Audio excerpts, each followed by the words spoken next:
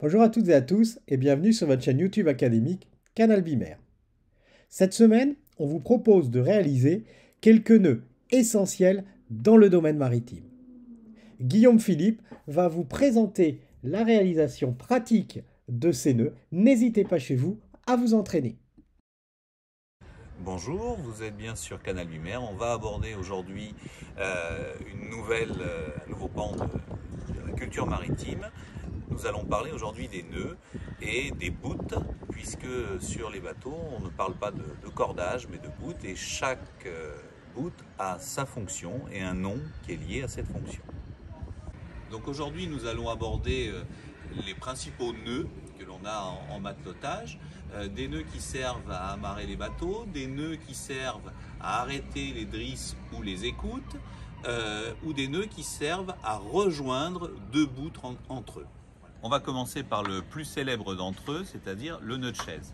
Le nœud de chaise, il peut servir à la fois à l'amarrage ou à relier une drisse à une voile, par exemple. C'est un nœud extrêmement solide, mais qui a un avantage très intéressant, c'est qu'il peut être dénoué, défait, même s'il a été soumis à des tensions très fortes et même s'il a été dans l'eau. Voilà. Donc on va commencer par le nœud de chaise, avec le bout d'amarrage, puisque là la fonction c'est de s'amarrer, la partie dormante, la partie courante. On va commencer par faire une première boucle comme ceci, puis la partie courante, c'est la traditionnelle histoire du serpent qui sort du puits, qui vient faire le tour de l'arbre et qui rentre dans le puits. Et là il suffit de serrer, hop, terminé. Et là, on obtient un nœud très solide qui sera facile à défaire, même s'il a été soumis à de très fortes tensions, puisqu'il suffit d'agir là-dessus et hop, ça glisse. Et voilà.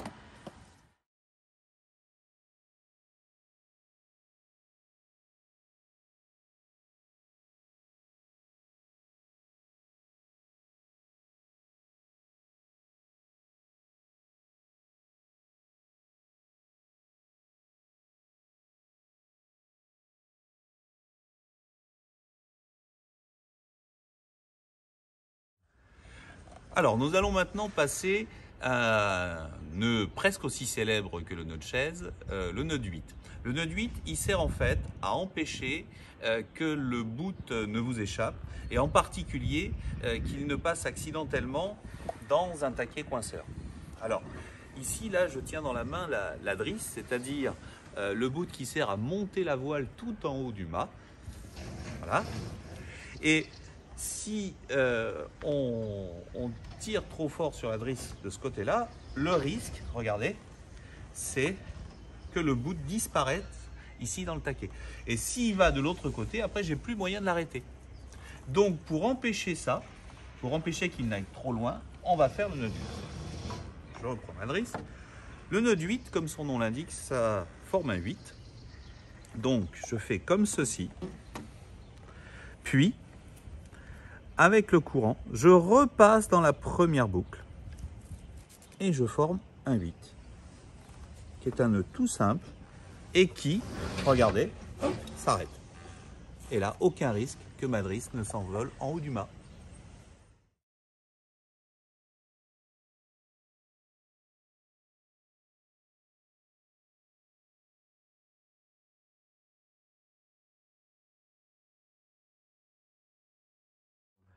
Alors, on va maintenant passer au nœud de cabestan, dont l'utilisation principale, c'est d'attacher les pare-battages sur le balcon.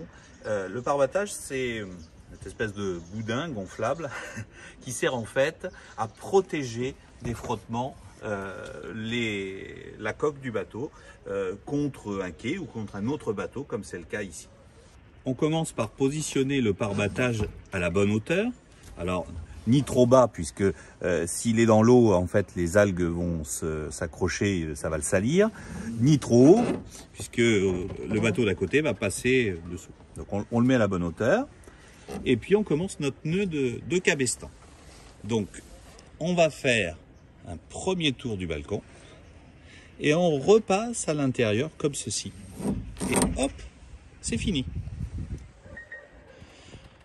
On peut éventuellement assurer ce nœud avec une simple clé derrière, comme ceci.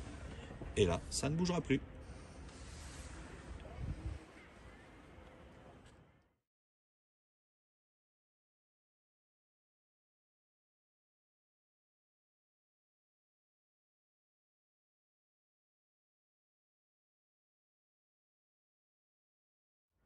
Donc en lieu et place du nœud de cabestan, on a aussi une alternative qui est de faire 2 tours morts et de bloquer avec des simples clés. Alors ce qu'on appelle un tour mort en fait, c'est ce que je viens de faire là, c'est-à-dire le tour du balcon, sans faire de nœud, sans rien.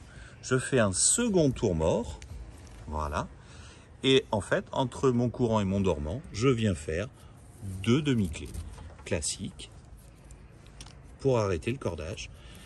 Voilà, hop. Les demi-clés se serrant l'une contre l'autre et bloquant le cordage. À la place d'une autre chaise dont on a parlé tout à l'heure, qui peut servir éventuellement pour s'amarrer, il y a un autre nœud beaucoup plus traditionnel pour l'amarrage qui dure longtemps, enfin quand on s'amarre pour longtemps, le nœud de taquet. On va d'abord faire un tour mort, puis en fait on fait des 8 en passant sur le taquet puis dessous. La même chose sur l'autre extrémité, sur le taquet puis dessous. Et on va venir bloquer comme ceci. Alors on vrille pour faire une boucle, pour aller reprendre ça.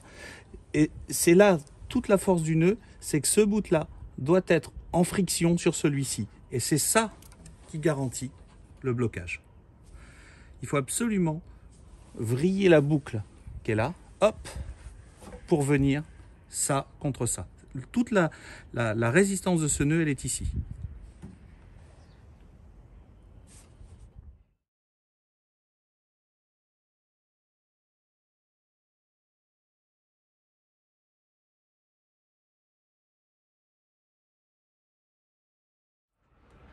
Donc, on va maintenant passer à un nœud qui permet de rabouter, c'est-à-dire de rejoindre 2 bouts ensemble.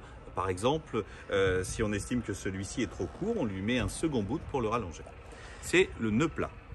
Donc sur le nœud plat, on fait avec le premier bout une boucle simple et avec le second, on sort de la boucle, on fait le tour comme ceci et on re-rentre dans la boucle. Comme ça. Et on se retrouve avec 2 boucles imbriquées l'une dans l'autre. Et ça fait un nœud plat. Donc je tire et hop, voilà.